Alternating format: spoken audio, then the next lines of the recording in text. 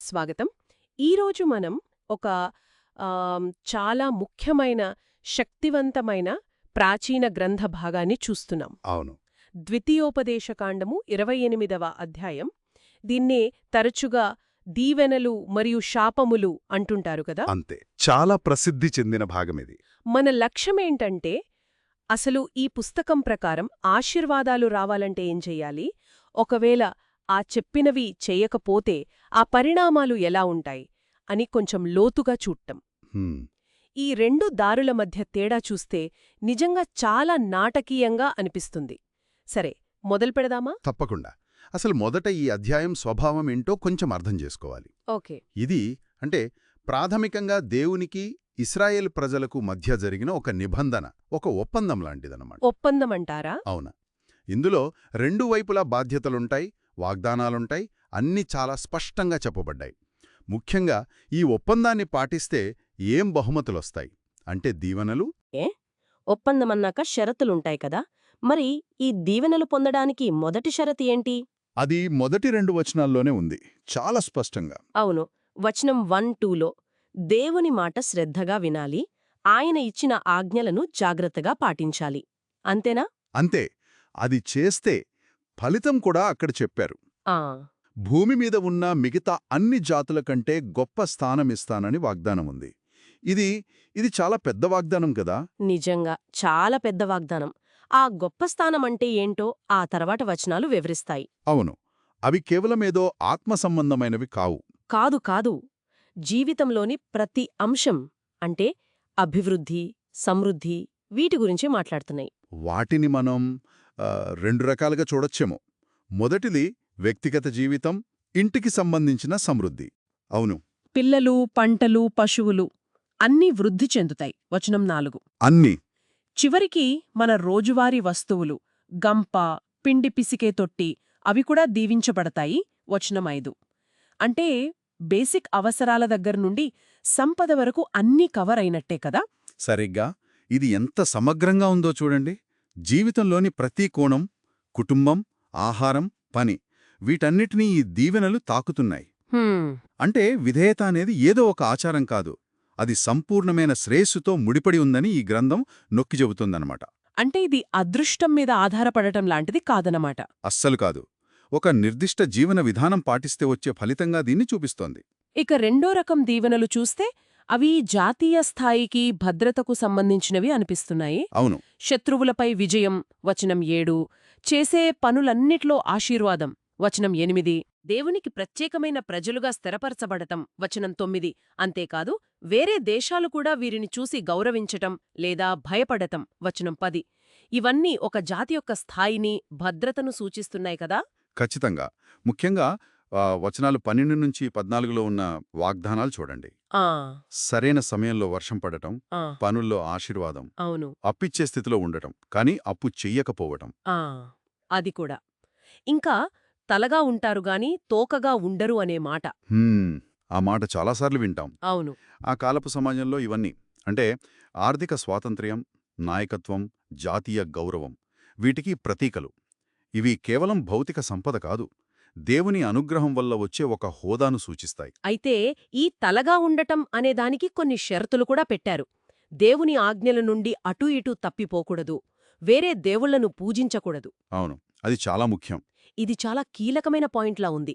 కొంతమంది దీన్ని కేవలం దేశం గురించే కాదు, వ్యక్తిగత నైతిక ఆధిక్యతకు కూడా సూచనగా చూస్తారు. మీరేమంటారు? మంచి ప్రశ్న అడిగారు. ప్రాథమికంగా ఆ గ్రంథం సందర్భంలో చూస్తే ఇది ఎక్కువగా జాతీయ హోదా గురించే. ఓకే. అయితే ఆ జాతీయ హోదాకు మూలమేంటి? ప్రజలందరి సమష్టి నమ్మకం, విధేయత. కాబట్టి వ్యక్తిగత నైతికత, దేవుని పట్ల విశ్వాసం, ఇవి విడదీయలేనిది. ముఖ్యంగా ఆ అన్యదేవతలను పూజించరాదనే ఆజ్ఞ ఉంది చూసారా, అది ఈ ఒప్పందానికి గుండెకాయలాంటిది. ఎందుకంటే ఈ ఒప్పందం ఒకే దేవునితో జరిగింది. ఆ ఏకత్వాన్ని కాపాడటమే విధేయతకు పునాది. అర్థమైంది. మొత్తం మీద ఈ దీవెనల చిత్రం చాలా ఆశాజనకంగా, సమృద్ధిగా కనిపిస్తోంది. అవును.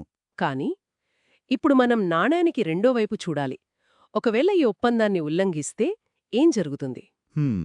ఇక్కడే గ్రంథం అంతే వివరంగా, కాని పూర్తి వ్యతిరేక దిశలో మాట్లాడుతోంది కదా. ఈ మార్పు చాలా తీవ్రంగా ఉంది. అవును, చాలా తీవ్రంగా. వచనం 15 నుంచి మొదలయ్యే ఈ శాపాల జాబితా ఉంది చూసారా? ఆ అది దీవెనల జాబితాను అద్దంలో చూపిస్తున్నట్టుంటుంది. ప్రతి దీవెనకు ఒక వ్యతిరేక శాపం. ఓహో అలాగా. అవును, ఇది యాదృచ్ఛికం కాదు. గ్రంథకర్త ఉద్దేశపూర్వకంగా ఈ నిర్మాణాన్ని వాడారు. మనం తీసుకునే నిర్ణయాల పరిణామాలు ఎంత స్పష్టంగా, ఎంత ప్రత్యక్షంగా ఉంటాయో చూపించడానికి ఇదొక శక్తివంతమైన పద్ధతి. అంటే ఇది చేస్తే ఇది వస్తుంది, అది చేయకపోతే దీనికి వ్యతిరేకం జరుగుతుంది అని సూటిగా చెప్పడం అన్నమాట. అంతే, చాలా సూటిగా. ఈ వ్యతిరేకత మొదటి నుండే కనిపిస్తోంది. పట్టణంలో పొలంలో శాపం వచనం 16, హ్మ్, గంప తొట్టి శపించబడటం వచనం 17, పిల్లలు పంట పశువులు శపించబడటం వచనం 18, అవును, లోపలికి వచ్చినా బయటికి వెళ్లినా శాపం వచనం 19. ప్రాథమికంగా దీవెనలు ఎక్కడెక్కడ ఉంటాయని చెప్పిందో అవిధేయత వల్ల సరిగ్గా అక్కడే శాపాలొస్తాయని చెప్తోంది. సరిగ్గా చెప్పారు. ఇది కేవలం ఆశీర్వాదాలు లేకపోవడం కాదు, వాటి స్థానంలో చురుకైన ప్రతికూలతలు రావడం. ఇది మొదటి స్థాయి. కాని శాపాలు ఇక్కడితో ఆగవు. అవి ఇంకా తీవ్రమవుతూ వెళ్తాయి. అవును, ఆ తర్వాత వచ్చే జాబితా ఇంకా కలవరపెట్టేలా ఉంది.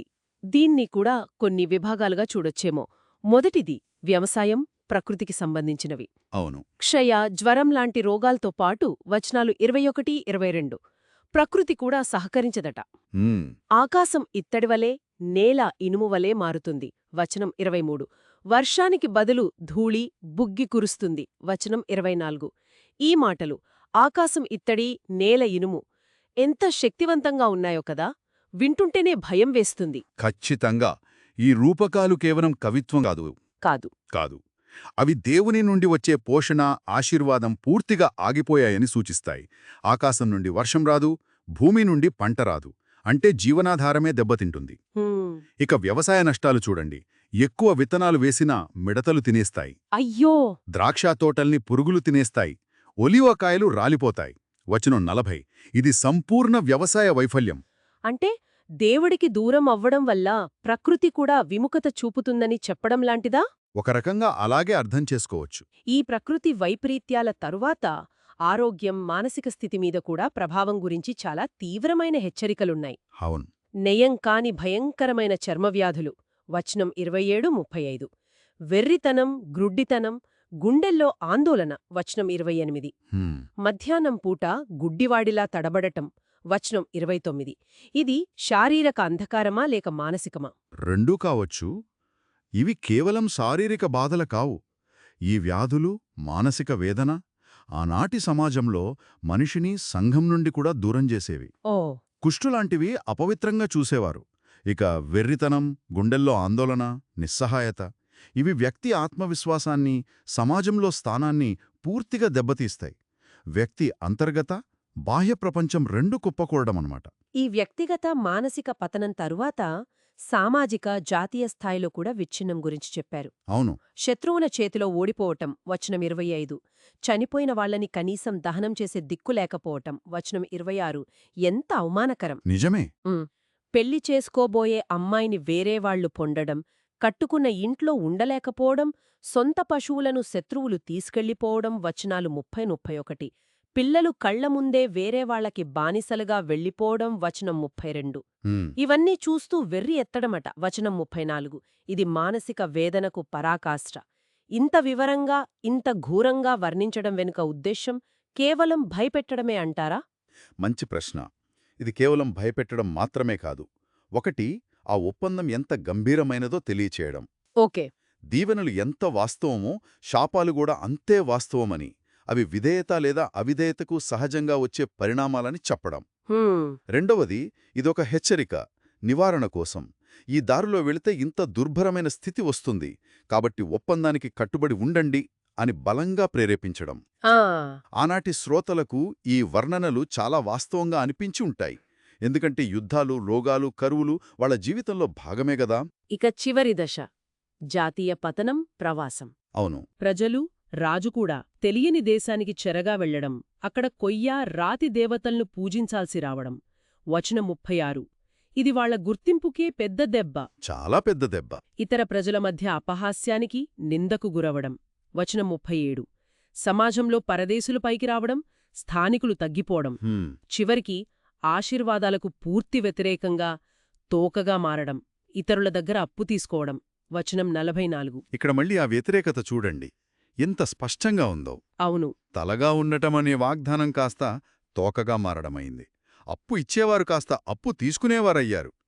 దీనికి కారణమేంటో వచనాలు 45, 46 మళ్లీ చెబుతున్నాయి. దేవుని మాట విననందువల్ల ఈ శాపాలు ఒక సూచనగా, ఒక హెచ్చరికగా మారతాయి. వచనం 47లో ఇంకో ఆసక్తికరమైన విషయముంది. ఏంటది? సమృద్ధిగా ఉన్నప్పుడు సంతోషంగా దేవుణ్ణి సేవించకపోవడం కూడా ఈ పతనానికి ఒక కారణమని. ఓ, అంటే కృతజ్ఞత లేకపోవడం కూడా అవిధేయతే అని చెప్పడమా? అవును, అలా సూచిస్తున్నట్లుంది. ఇక ముట్టడి, బానిసత్వం గురించిన వర్ణనలు అత్యంత భయంకరంగా ఉన్నాయి. నిజంగా. ఆకలి, దప్పిక, బట్టల్లేకపోవడం, వీటితో శత్రువులకు దాస్యం చేయడం, మెడమీద ఇనుప కాడి మోయడం. వచనం 48. తెలియని భాష మాట్లాడే క్రూరమైన జనం దాడి చేయడం. వచనాలు 49, 50. చివరికి ముట్టడి సమయంలో కన్న పిల్లల్నే తినేంత దుస్థితి. వచనాలు 53, 54, 57. ఈ నరమాంస భక్షణ ప్రస్తావన చాలా దిగ్భ్రాంతి కలిగిస్తుంది. అవును, ఇది నైతిక పతనానికి, నిస్సహాయతకు అత్యంత నీచమైన స్థాయిని సూచిస్తుంది. ఒప్పందాన్ని పూర్తిగా విరిచేసినప్పుడు మానవత్వం కూడా ఎలా నశిస్తుందో ఇది చూపిస్తోంది. దీనంతటికీ మూలకారణం వచనం 58లో చెప్పారు.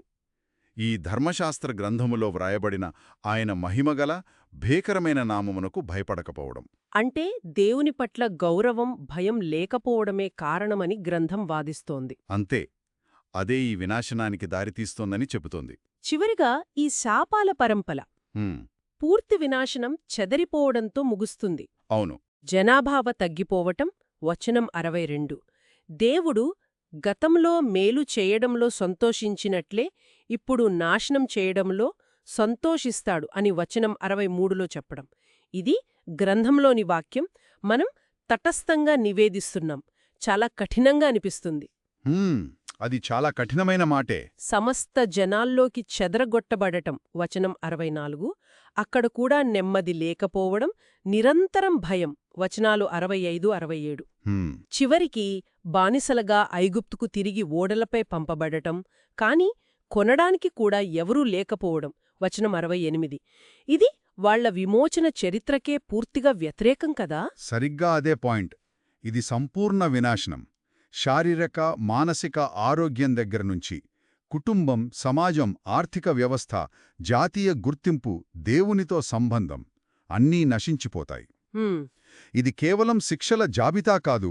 ఒప్పందాన్ని వదిలేస్తే ఇది సహజంగా, అనివార్యంగా వచ్చే పరిణామం అని గ్రంథం చిత్రీకరిస్తోంది. మొదట చెప్పినట్టు ఇది ఒక ఒప్పందం. దాని షరతులు, ఉల్లంఘన ఫలితాలు రెండూ సమానమైన స్పష్టతతో, తీవ్రతతో వివరించబడ్డాయి. సరే, మరి దీని సారాంశమేంటి? మనం చూసినట్టుగా ద్వితీయోపదేశకాండము 28లోని ఈ భాగం చాలా స్పష్టమైన ఎంపికను మన ముందుంచుతోంది. అవును. ఒక దారి విధేయత. అది సమగ్రమైన, జీవితంలోని అన్ని రంగాలకు విస్తరించే దీవెనలకు దారితీస్తుంది. రెండో దారి అవిధేయత. అది అంతే సమగ్రంగా, కాని వినాశనకరంగా ఉండే శాపాలకు దారితీస్తుంది. సరిగ్గా. ఈ రెండూ కేవలం ఏదో ఆలోచనలు కావు. చాలా నిర్దిష్టమైన భౌతిక, మానసిక, సామాజిక పరిణామాలతో కూడుకున్నవని ఈ గ్రంథం చాలా శక్తివంతమైన చిత్రాలతో చెప్తోంది. నిజమే. ఈ గ్రంథం యొక్క నిర్మాణం, దాని భాష యొక్క శక్తి నిజంగా గమనించాల్సినవి. ఈ సుదీర్ఘమైన, వివరమైన జాబితాలు కేవలం సమాచారమివ్వడం కాదు. కాదు. అవి ఆ ఒప్పంద సంబంధం ఎంత గంభీరమైనదో, దాని ప్రాముఖ్యత ఏంటో చదివేవాళ్ల లేదా వినేవాళ్ల మనసులో బలంగా నాటుతాయి. ఇక ఈ ఎంపికలు చేసుకోవడం, వాటి పర్యవసానాలు ఎదుర్కోవడమనే థీముంది చూశారా? ఇది కేవలం ఈ గ్రంథానికే పరిమితం కాదు. అవును. మానవ చరిత్రలో, ఎన్నో సంస్కృతులలో, మతాలలో నిరంతరం కనిపించే ఒక ప్రాథమిక అంశమిది. ముగించే ముందు వినేవారికి ఒక ఆలోచన. ఈ నిర్దిష్ట చారిత్రక, మతపరమైన సందర్భానికి ఆవల చూస్తే మన పనులకు లేదా మనం ఏమీ చేయకపోవడానికి ఇంత వివరంగా, ఇంత దూరపు పరిణామాలు ఉంటాయని ఈ ప్రాచీన గ్రంథం ఇంత బలంగా చెప్పడం బాధ్యత, ఫలితం గురించి మానవ అవగాహనకు సంబంధించి మనకు ఏం నేర్పుతుంది? మంచి ప్రశ్న. అప్పుడు కాని ఇప్పుడు కాని మనం చేసే ఎంపికలకు లోతైన, కొన్నిసార్లు ఊహించగలిగే, మరికొన్నిసార్లు ఊహించలేని పరిణామాలు ఉంటాయని వాస్తవంతో వ్యక్తులుగా, సమాజాలుగా మనం ఎలా వ్యవహరిస్తున్నాం? ఆలోచించాల్సిన విషయమే. ఈ పరిశీలనలో మాతో పాటు పాల్గొన్నందుకు ధన్యవాదాలు.